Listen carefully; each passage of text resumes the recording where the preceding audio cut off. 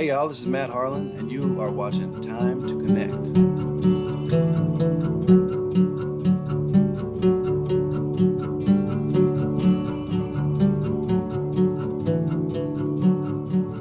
Hey, Matt Harlan, how are you doing, man? Thanks so much for taking the time to connect. Yeah, man, thanks for having me. Yeah, I really appreciate it. I know you're busy. You've been gigging a lot. I hope you're going to tell us you've got a new record coming out soon. I want to ask you about that. It's been a while since that last one of yours. Gosh, I can't believe it's already. Has it been 3 years already? Oh, I guess so, man. Everything seems so like there was just a big gap in time, like as if it didn't happen. Yeah, I mean, we should talk a little bit about that. How have you fared with COVID? I How's the mean, last 2 years been for you?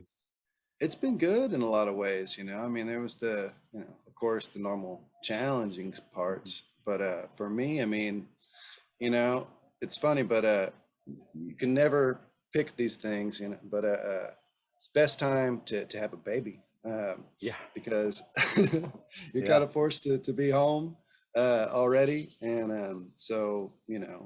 that was kind of a blessing in disguise Mhm. for me. I got to Yeah. spend a ton of time that I probably wouldn't have ever had before. So it was great.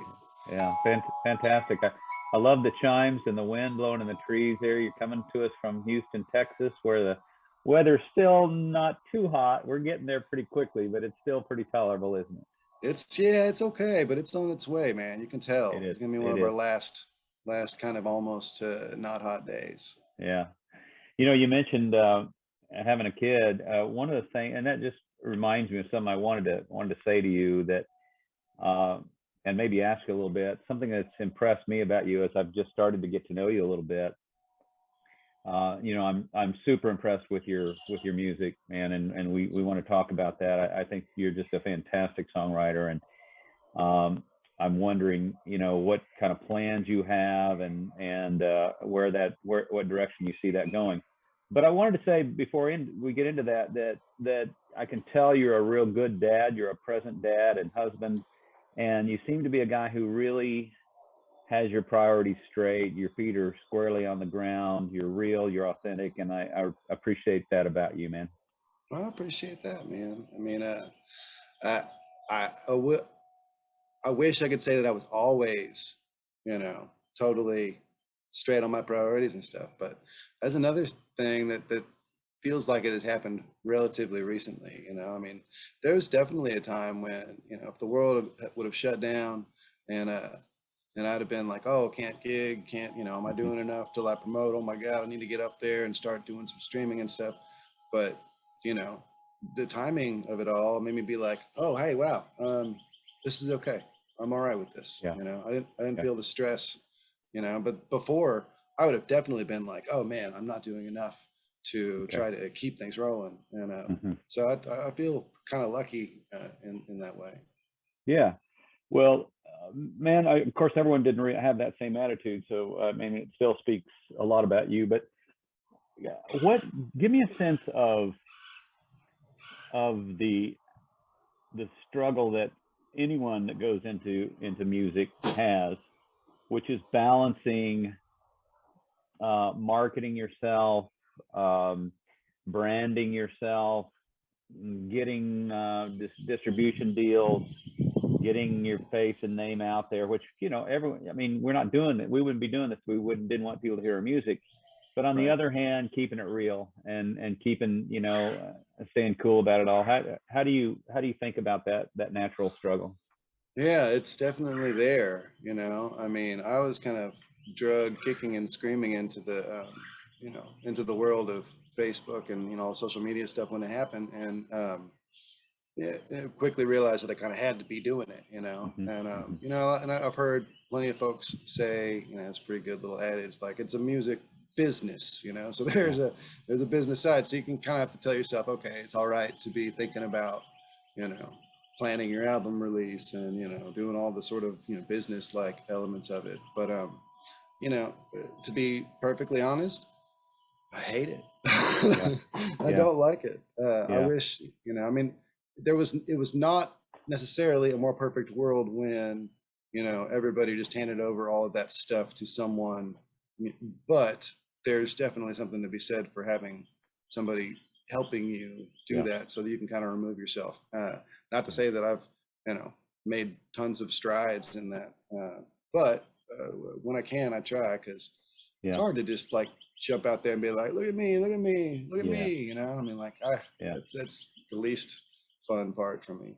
Well, I think it, you know, from a distance, you know, outside looking in, I don't know, and I don't know all the details, but just from what I've seen, it seems like you're going about it in a pretty good way. You're very patiently kind of building your reputation, and you know, uh, anyone who I've talked to who knows you, knows about you, is super impressed with you.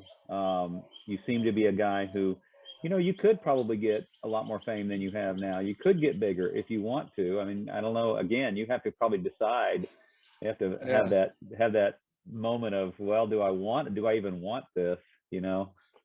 I mean, and in a lot of ways I do and kind of always have, but there's just something about some of that process that Yeah. I don't have a great time with, you know. And Yeah. I've been really lucky in a lot of ways that, like, you know, I've always had something to do to help pay the bills and stuff like that.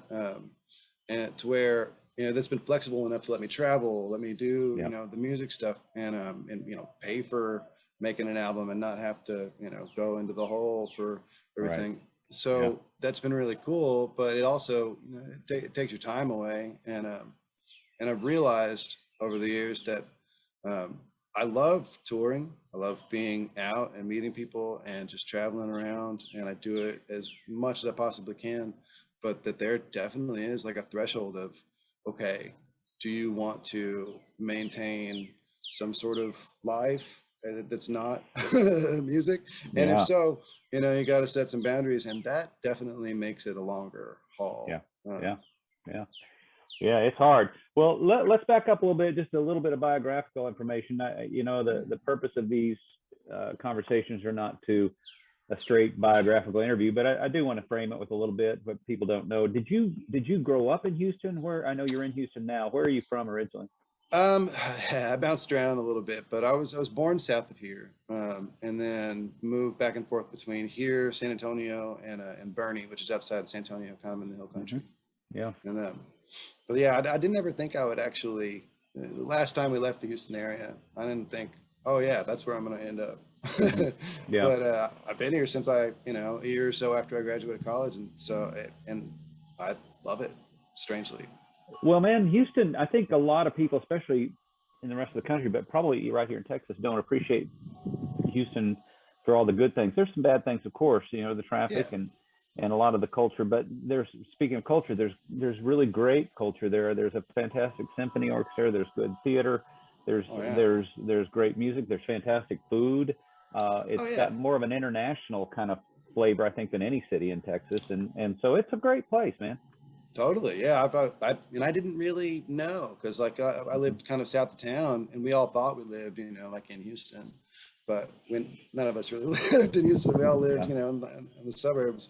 Yeah. But I was surprised, and you know, very in a good way, to find all the things that I found here. And music-wise, I moved here directly from Austin, and I think I was, not that it was a real thing, but I was definitely kind of like hesitant and Yeah. kind of scared to try to put myself out there, because there was so much going on, so many people and stuff, and it felt like this, like maybe it wasn't real, but like some sort of cliquish things happening.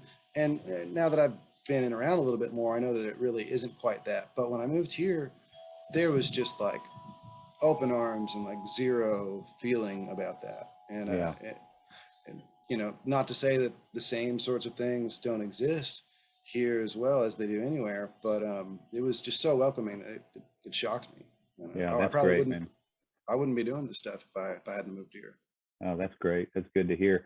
Well, I know that you're starting to gig again, and we've got to talk about your recent gig opening up for Sean Colvin. That was pretty cool. Can you tell us a little bit about that? Yeah, it was fun. It was, you know, it kind of goes back to sort of just people here that they see folks and they know folks and everybody. It's kind of like a small town, you know, trapped inside a big city. So Mhm. things happen, and it was fairly last minute gig. I don't even know if somebody knew that they needed an opener or whatever, but I think I got it like a couple weeks before it happened. And Hmm. it's at a venue that I love, absolutely love here in town, called the Heights Theater. Yeah, great venue. And yeah, and it was cool. I definitely have known of her for a long time. I Oh, mean, okay. like, I didn't there realize was that. Okay. there was that I've known of her, but like I didn't know her. Oh, I thought you But said you've known oh of her. no, no, No, no, no, okay. no, Yeah. and I still really don't. I mean, Yeah. but my impression of her was pretty cool. I mean, Hmm. I snuck in behind the stage to watch a little, meet and greet Q&A session, and she seemed really, really open with her fans and stuff to Hmm. tell a lot of stories, and for people who just know, Sonny Came Home or whatever, which was, Hmm. essentially me in a lot of ways. There was like a lot of depth to her songs, to her stories, to her playing. She was just really. I thought she was pretty great. I felt lucky to Yeah. kind of to be there. Her crowd was nice to me, but they Good. definitely were waiting for her to come out. So Well, like if sure. I when I would say something, they made sure to like rib me a little bit. I wouldn't even call it heckling, but they were kind of fun because they kept me on That's my good. toes. That's good, man. That's good. How long of a set did you play? Not super long, which is the hardest kind to do, I think. Right. You Right. know, Because just when you're getting settled in and getting everything going, it's kind of, oh, it's over. Yeah. right, right. Yeah. Although I will say there's some advantages to that. The set that you and I played together, and thank you for that, for sitting in with me Oh, it was fun. at the South by thing, or off South by. Uh, that's just just kind of like the right amount of time. It's enough time to get settled in, but it's not so much time that you're, you feel like it's a chore, or you can pick some of your best songs. And it's, I like that. I like that less than an hour kind of gig. Was it about 20, 30 minutes that you opened for her? It was like 35 minutes, Yeah, good. and which Yeah, is cool. It's yeah, cool. But yeah, yeah, I agonize over like what to play or what to do. It's yeah, yeah, yeah. So let me ask you this. One question I've been asking a lot of my guests is this kind of big general question. How do you describe yourself? Who is Matt Harlan? yeah, like as a person or musician or what? That's up to you. However you want to Uh, answer that question. oh man, I'm multiple people. I'm not to say I contain multitudes like that. That Like Walt quote. Whitman? Yeah. Yeah, but I feel like I tend to exist in a few different worlds, and I don't think I would have it any other way. Do you It's mind helpful. describing those worlds? What are by the way, Um, I'm the same way. I straddle a lot of crazy, bizarre kind of worlds, but I'd love to hear yeah, what your worlds are. yeah. I mean, so the music part is great, and then like I feel like even within that, definitely the songwriter thing and kind of band leader sometimes. But then some of the most fun I have is playing guitar with other folks in bands that Yeah. I don't have to promote. I just show up and Yeah. slip on stage and get off. So that's Well, kind of you that's kind you of sure cool. made me sound better at that Oh, gig, so thank you. Yeah, you do that well. I have a Okay. good time. And So then then, I mean, and this is a strange thing, I think, because, one thing I've seen a lot, and especially when like the pandemic hit, was that like, there was a lot of love from fans and, and just folks that are wanted to support musicians, where they were like, hey, let me tip you some money, extra or whatever for this stream, or like, so there was people straight up donating to folks, just for like, yeah, I've got some extra money, I'm not, spending on gigs. I'm gonna start giving it to people. And I'd be like, well, please don't give it to me. Give it to somebody else because I've kind of always had a job. yeah, And that's really weird because I don't really talk about it, not so much to like hide it, but just because, it's very separate from hmm, music stuff that I do. And it's strange because sometimes people come up and be like, oh yeah, you're like struggling all the time and it's got yeah, to be really hard. And it's like, yes, in a lot of ways, but maybe not the same ways that you're thinking. I mean, right. yeah, still sleep. You're not living in your car. Right, but I still sleep in the car, like on the way to, if Yeah, I'm out on the road. So I mean, like, so yes, there are these things because it's not like rolling in money or anything like that. right. But I've had some degree of stability Yeah, throughout this stuff, and gives me a different perspective on some things, for a long time, it did zero other than, just like having health insurance, because I would still take every single gig that came, regardless of how far it was away, or like, how, just because I just love to play, want to get out there, want to do stuff. Yeah. But eventually it was like, man, I can't go and play like a 4-hour gig, 5 hours away, and get back and still act like I'm can wake up in the morning, kind of thing. And be present for your family too. Yeah. Right. And that's helped change that a lot too. Yeah. And so I don't know. So so different worlds, I mean, but they're connected in a lot of ways, because, the job that I have, I got through music connections, almost every job I've had since college has been somebody I knew in music who did something else, and had said, hey, come work with me for a while. That's nice. That's nice. Well, I want to talk a little bit, ask you a little bit about your songwriting, and see what you're up to now. Have you, I think you have, am I right that you have 4 studio records out? Is that right? 5. And they average about 3 years apart. And Best Beast was 2019, if I'm not mistaken. So you're due for a new record. Is that something that's happening? Yeah, I've been thinking about how to go about doing it again. I've got a ton of songs is the thing. I got like a whole bunch, and I like them, like new ones from, since that one came out, and since I've been hanging out at home. And now I'm kind of like, well, what do I do? Do I go back and do it the same way I've done it before? Do I try to figure out how to record it at home, or a friend's place? I don't know. I mean, when I put out the last one, I had just gotten remarried, and we were definitely talking about the family starting, and I kind of thought to myself, okay, well, what if I didn't end up putting anything out again for a long time?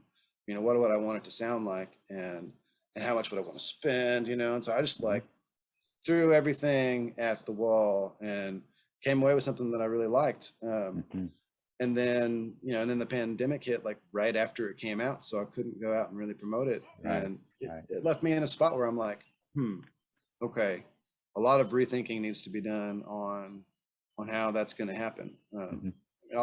I love being in the studio, so I mean, chances are I'll just like record a bunch of stuff somehow or another.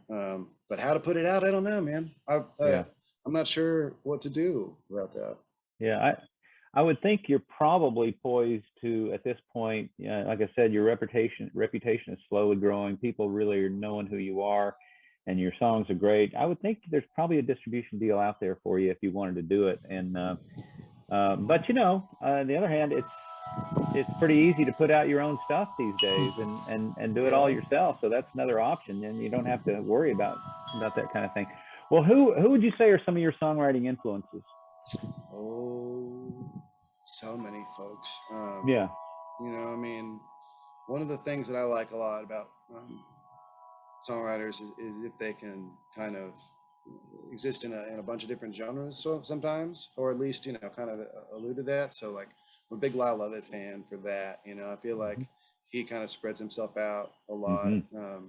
And of course, I kind of got into all this stuff because of Bob Dylan, and so I got a ton of protest songs. Yeah, you put out a single last year or the year before that was, I don't know if we'd call it a protest song, but it definitely was a response to what was going on. Yeah, maybe just political. So I guess maybe pre the time when he said none of his songs were political, right? But that's like all the stuff that I first got into of his. Well, since you broached the subject of Dylan, that's been a constant question with all my guests, mainly because I'm obsessed with Dylan, and I think he's endlessly fascinating and controversial still to this day. And it's really it's so interesting the way the different kind of attitudes towards him. No one that I've talked to, although I will say John D. Graham kind of in a way wanted to say we give too much credit to Dylan, but he never really said that. But most people say, he deserves incredible amount of credit because of he changed the world in so many ways. He helped make pop music literature, in a way that hadn't been done before, and other things as well. But let me just shut up and ask you, how do you think of Dylan? What, what kind of influence has he had on you? What do you think about him? What do you think when you think about Dylan? Yeah. Well, it's definitely sort of like what you said as far as the literature aspect that I probably like the most, because Hmm. sometimes you go back and like look at some of the songs, and you're like, wow, after like having heard them at first, because when you first hear them, they kind of explode in your head and just like have such an impact, and I Hmm. think that that's the tie of, you know, the poetic aspect of it with some of the musical aspects that were, sometimes very I don't want to say jarring, but would shake you up a little bit, and so the ability to use allusions to things, to not speak directly about a topic, to kind of speak around it, by Hmm. using imagery and stuff like that. I really like that aspect of it, but at the same time I can see how people who might not be, you know thinking of it that way, or into that as much, can look at one of the same songs and be like, what what is he Yeah. saying? Like, Hmm. that's and I've heard it myself, like some songs that I, were super influential to me, and I go back and I listen to them, like, did he just really get away with just like, uh, cramming words together sometimes, Well, and yeah. Well, let's talk about that. Do you think a song needs to tell a story? Do you think it needs to have a clear narrative or have a point to it? And no, I mean, a point maybe, but narrative, I don't think it has to, I yeah, mean, I mean, it can call up emotions in a way that that a lot of poetry does. A lot of poetry is not going to be understood in the same way that a short story might be understood. It may just be bringing forth emotions. It may also just be painting with words. This is right, something that I don't understand why a lot of people resist it. Most songwriters don't, but a lot of people resist the idea that sometimes the voice in a song is just another instrument. yeah, That is, you don't say, what does that guitar solo mean? You don't say, what does that bass line mean? And I understand we're using words, and so it's different. But I think right, I have a deep appreciation for not always, but for some of the songs that you say, I have no clue what that's about, but it does bring forth some emotion and feeling, and it sounds so good. You right, you know you know when the words, the cadence, the word sounds fit that melody in a way that just, it seems like it's been there forever. yeah, yeah, A Dylan line that comes to mind from Tangled Up in Blue, and the verse where he's in the topless bar, and he says, she was standing there in back of my chair, saying to me, don't I know your name? right. Just something about the cadence of that, it's so perfect, Oh and so man, yeah. That's one so thing that I love about him too, because like I didn't know there was a name for it until, years later, but like prosody, where yeah. like these, words, certain words fit in a certain sentence in a certain way, in a Yep. phrase or whatever. And if you moved one away, like it wouldn't work. Or if you added or changed one, you've made it perfect almost, Yeah. Yeah. And Yeah. I think he was really good at that, Hmm. for sure. Hmm. I mean, like, Yeah. I, we had a little writing group, friends of ours, here in town, and that used to be one thing that I would I would maybe spend too much time nitpicking sometimes. I'd be like, oh, are you sure, you couldn't say this instead of that? And it wouldn't be like a content change. It would just be like literally, preposition change or whatever. Mm, And but it to me felt better. But everybody's got their own way. yeah. I found that somebody else could sing it in a way that I wouldn't think to sing it, and it works. Yeah. So Yeah. No, I got a glimpse of that with the song that you and I have kind of started co-writing, and yeah, I appreciate that about you. I it reminds, I told you I'm reading Mary Gaucher's new book yeah, on yeah, songwriting, and I highly recommend it to anyone who's listening, especially songwriters. But man, she has this really powerful way of saying, you know when it's right. You know right, when it's true. You know when your BS detector will tell you, you've got to change this line, and you can be that force for people, because there is this thing that happens. I used to teach writing, and I know it happens oh with any wow, kind of writing, where you write a line, and something in you knows it's not quite as good as it could be, mhm, but if you can convince yourself that it's good enough, then you can move on. Right. And And so that's you end important. up playing these tricks with yourselves where you convince yourself, and that's why you need objectivity. How do you stay objective with your writing? Hmm. You know, I think through playing playing it afterward, before and sometimes after it's done, like just and be like, well, did that feel right? Hmm. And because sometimes you can tell, like you're running out of breath, or Hmm. it just never seems to be to be right, Hmm. and you might not be able to know it, but so it'll take me a while to feel like a song is done, Yeah. and sometimes, And and playing it out with people, that's a big one for me. I've had like just phrases that I thought sounded cool right here in my room, and I yeah, play it out. The first time I sing, I go, okay, that no, I need to change that.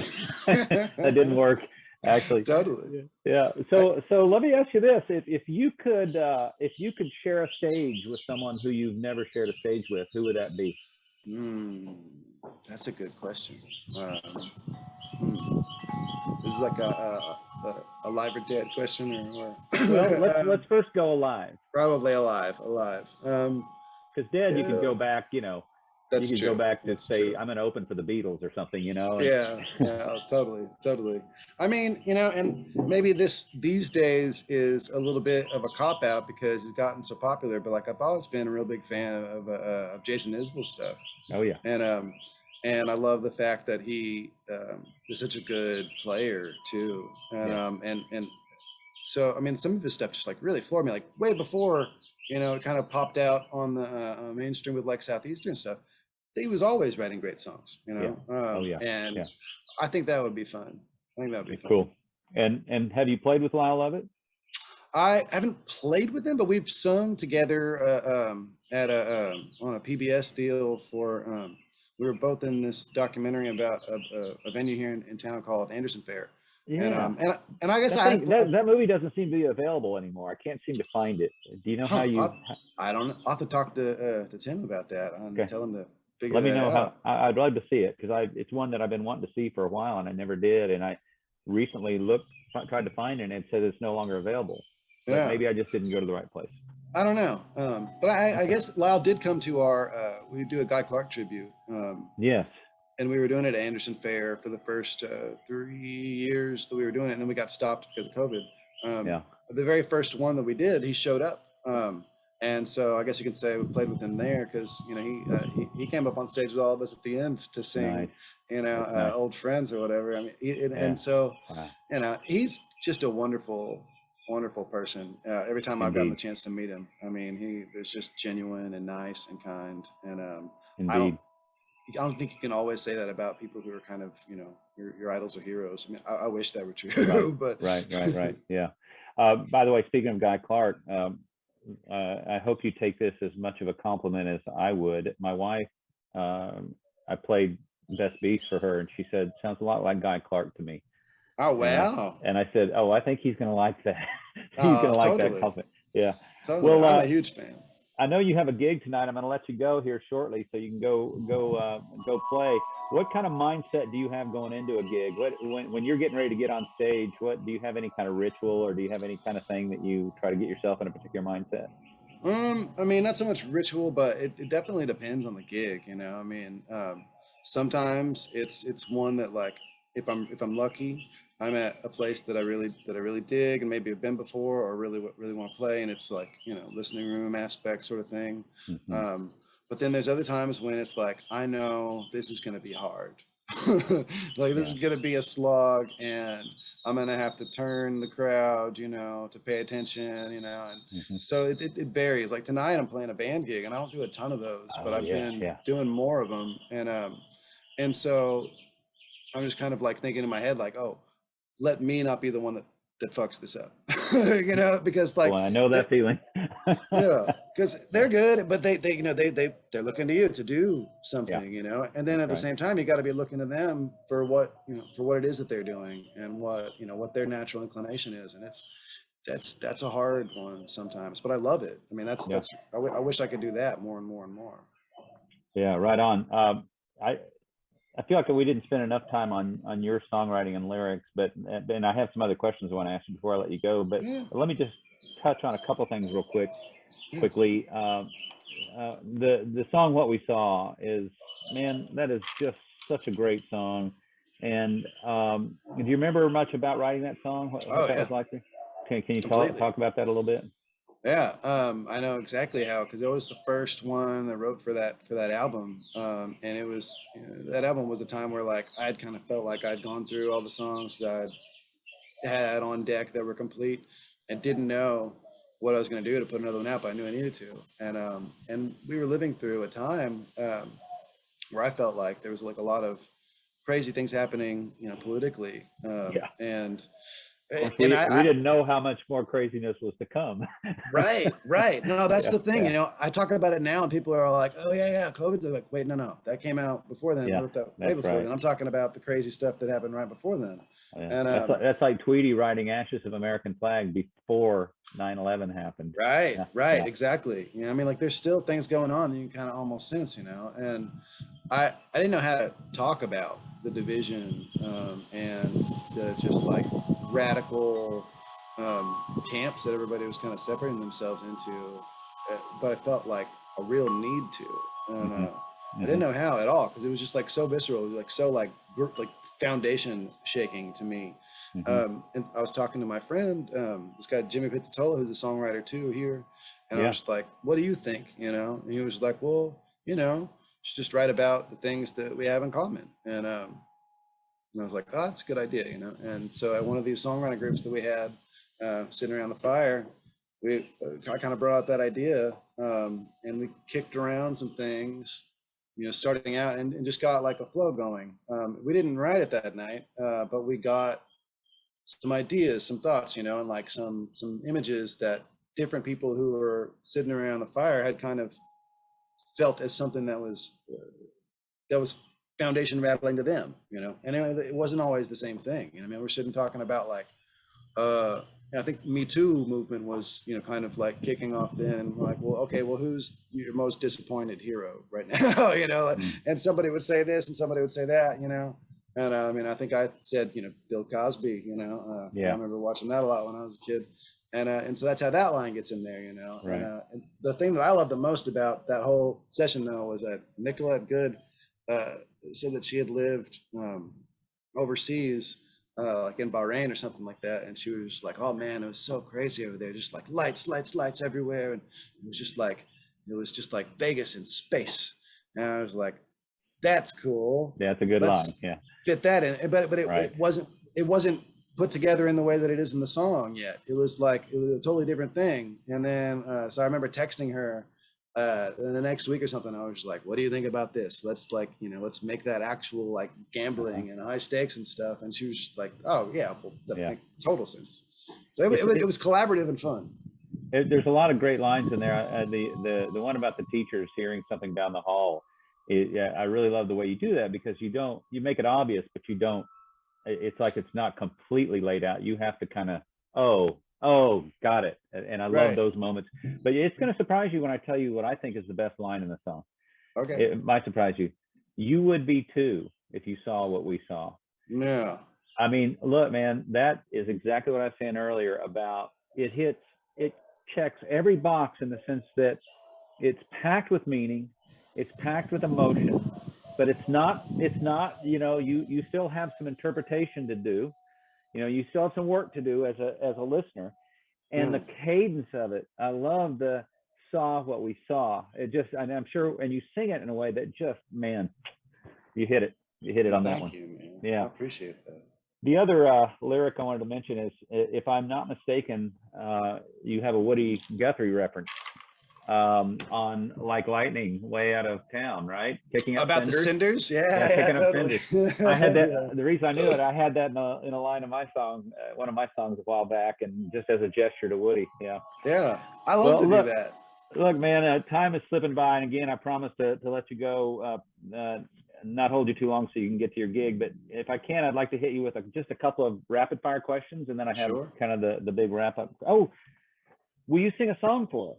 Yeah. Yeah. Okay, Should then we're probably almost out of time. Why don't, if that's the case, then let me just ask you my two big questions that I typically ask people at the end, which is, one, what what happens when we die? What do you think happens when we die? Where do you stand on that big question? I mean, it's a big question. And I mean, I feel like I definitely am not the arbiter, like knower of that, Of but course. I hope that, like, you know, I feel like there's a continuum in the world in some Hmm. way, right? Like there's things that happen and we have no way to have known them previously or to have, insight on things. So, I would wonder if that's part of whatever happens when we die. I don't know.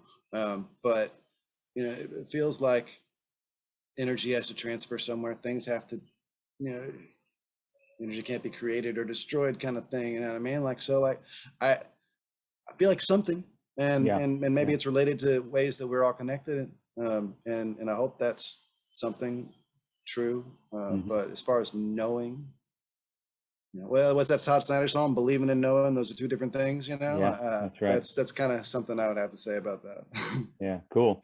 Yeah. Consciousness is such a mystery because it's an answer I get a lot, and I sometimes come down in this view, is that this individual consciousness we have is gone. It dies. But in some ways there is a continuum. We live on in some way. But I don't know, man. This it's we haven't. I don't know if science is ever going to be able to completely explain consciousness, what it is. Yeah, It seems to be dependent on matter, but it isn't. You can't point to cells in the brain and say, here's where the consciousness happens. It right. does seem to be something beyond at least our knowing right now. And maybe again, maybe we'll understand that eventually. But that maybe that's what it is that lives on. Well, anyway, Yeah. last question: when you are dead and gone, what do you hope people say about you? Hmm. Um, I don't know. I mean, I I would hope. Uh, maybe I haven't done the thing that people will say about me. I don't know. I don't. Maybe I don't need to be talked about. I'm not entirely sure. Well, But your family and friends will. What people whose yeah. lives you've touched? No, I hope they're glad I was here. Um, and and I hope that that they think that I did something good for them. Right on, man. Right on. Well, do something good for us and play us a song. Okay. What would you like to Yeah. play? I'm gonna play. I think one of these newer tunes that you talked about album stuff and whether there's plans and no necessarily like total plans yet, but I might be putting out a single if we get our act together to get it out in time before Father's Day, which is really soon. Yeah, that is soon. So it would be one of those things that we just kind of toss it out there and see Gotcha. what happens. But it's we used to have these writing groups and we stopped. And then as things started to get kind of back together again, I reached out to a couple friends of mine that were from some of the core group one time when I was here by myself on a weekend, taking care of the baby solo kind of. And my wife was out of town. It's like, hey, you guys feel like coming over? Let's go on the back porch and write some stuff. And nobody, one guy came. Everybody was texting, doing different things, like, oh, I can't make it. But like I prepped for it by like almost writing the full song and then just like hoping they'd come over and like help fill in a couple lines. And luckily my buddy Charlie came over and did throw in a few lines, being the longest parent that I know, a parent of like some of the oldest kids in our group. And then another sort of new dad also weighed in via text, Gabe Wooten. And so we were just kind of like, it was fun. It was kind of like, okay, is this how these co-writing things are going to happen now? It's like sort of an amalgam of in-person and electronic phone stuff. But yeah, I'd written like nearly the whole song, and I just needed some help to push it over the line. So this is that. All Yes. right, man.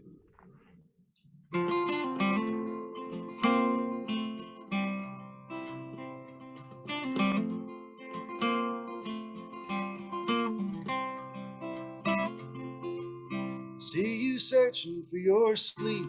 I am sorry. Tossing and turning like I do most every night. Hope your second set of teeth growing straighter. Leave you grinning with a smile more like your mother's face than mine. Yeah, of course we'd spring for braces in the 7th grade, but darling, you should know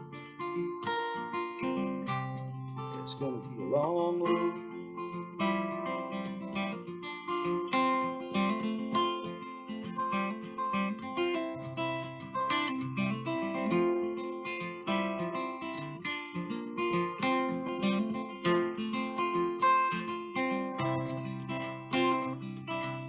Trust your eyes, but always keep your mind open. Crooked smiles ain't always hiding something crooked underneath. It don't matter much the towns you grow up in. There's perfect kids in California having nights that just can't breathe. Millions more without the luxury of dreaming about some better place to go. Yeah, it's gonna be a long road.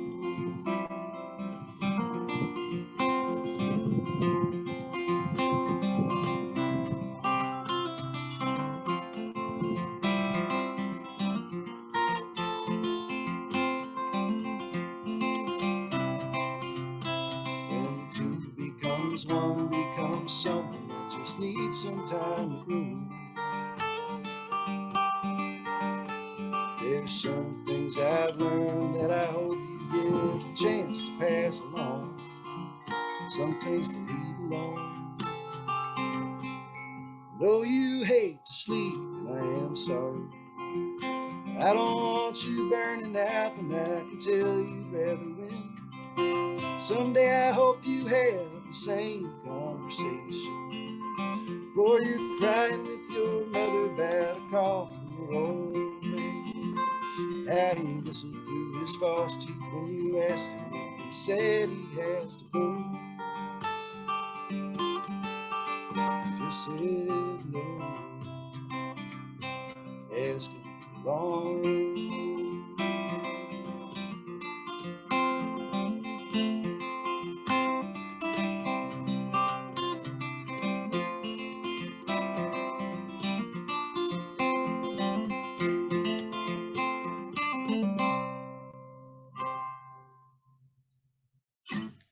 Something like that. Nice, man. Nice. There's nothing like fatherhood, is there? Yeah. No, Yeah. totally. That's beautiful, man. Yeah, fantastic. Hey, Matt Harlan, thank you so much for taking the time to connect. It's always a pleasure.